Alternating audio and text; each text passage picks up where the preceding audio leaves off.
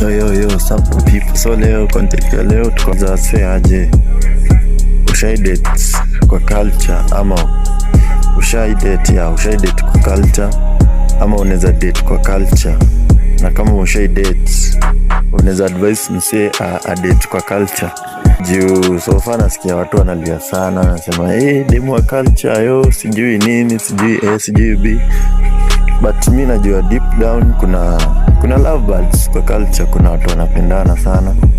Kama ushai-date kwa culture ama kama una date kwa culture, utuambie how is it, na unaweza advise msee kudate kwa culture. Mi personally toa maoni yangu overall after nimesample zenyu.